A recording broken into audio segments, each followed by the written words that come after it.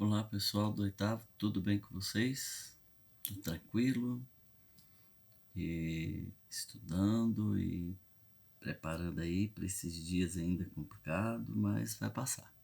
Bom, como vocês perceberam ao longo aí dos 2 últimos meses, nós temos trabalhado basicamente o teatro, sua origem, sua evolução, suas características, os estilos, o teatro contemporâneo, as manifestações, tudo que envolve essa arte.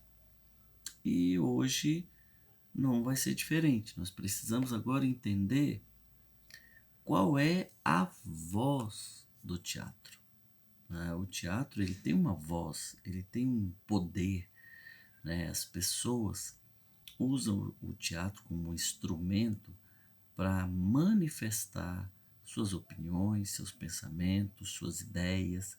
Então, o teatro deixou de ser apenas entretenimento. Ele é importante nessa questão de dar voz, né, a quem representa e dar voz também, né, quem é representado, que somos nós, os espectadores. Então, hoje eu quero tratar disso com você, né? Então, primeiro vamos dar uma voltadinha no tempo para a gente entender o teatro ontem.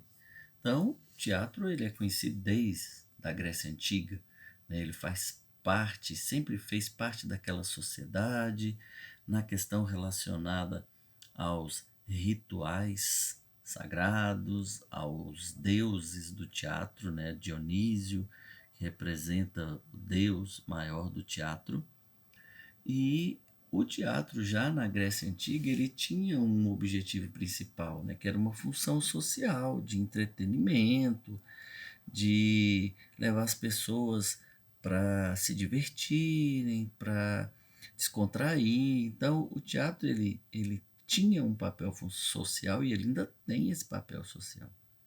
A diferença é que naquele período grego e romano, o teatro ele também separava os cidadãos, né? A classe alta da classe baixa.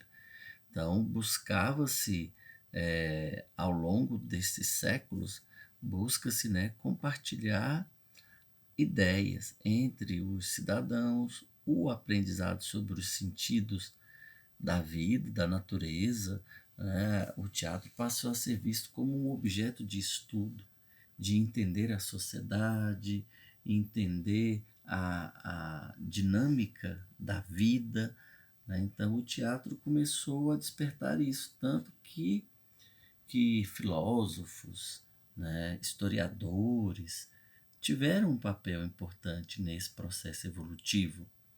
E ao longo do tempo a gente observa, né, o fazer teatral. Ele passou por muitas transformações.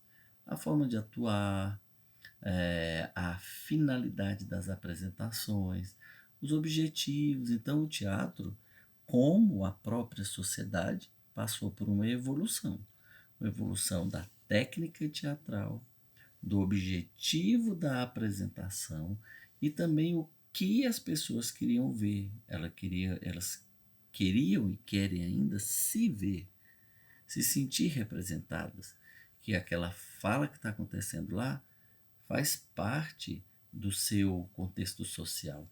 Então, o teatro deixou de ser somente aquela manifestação dos deuses, para adoração dos deuses, para exaltar um guerreiro, um herói, e começou a dar voz para as pessoas se sentirem representadas naquele ambiente.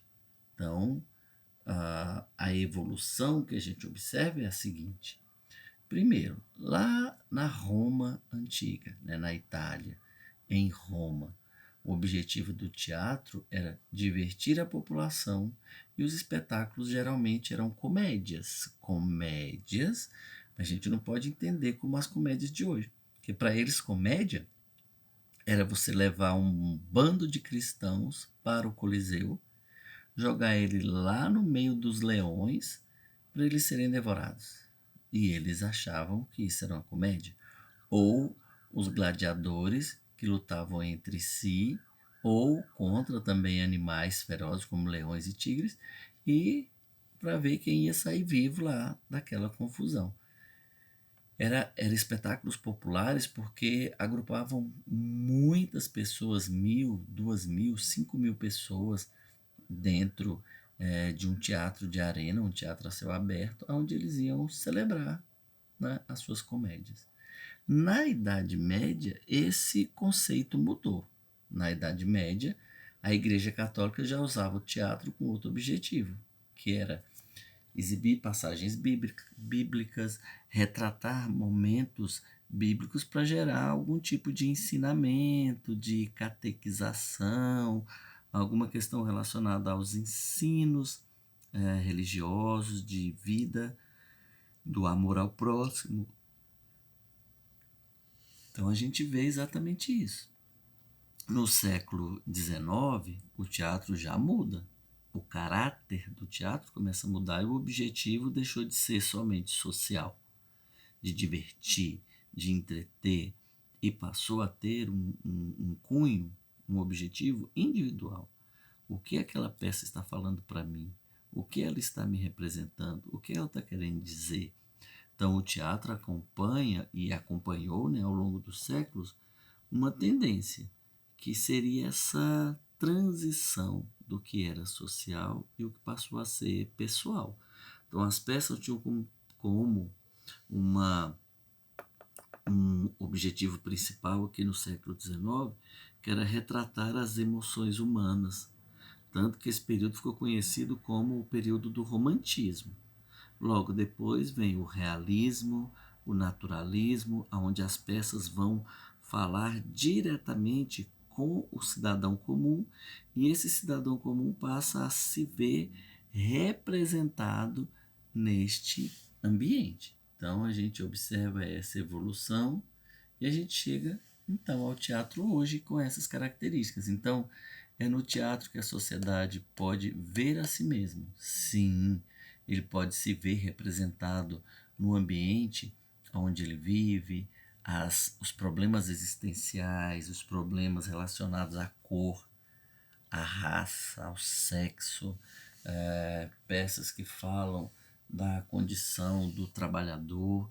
Então, a sociedade passa a se ver claramente. E atualmente existe o teatro dividido em várias fases: tem teatro amador, teatro profissional, teatro educacional, comercial e vários outros, cada um com um objetivo específico e um público também específico. Então, o teatro sempre foi um instrumento de educação, né? Tanto para pensadores ou educadores, o teatro sempre teve esse papel de ensinar, além de entreter, mas ele queria passar uma informação. Então, o teatro aproxima o indivíduo dele mesmo. O teatro nos faz pensar quem nós somos. As peças tentam trazer essa leveza, né?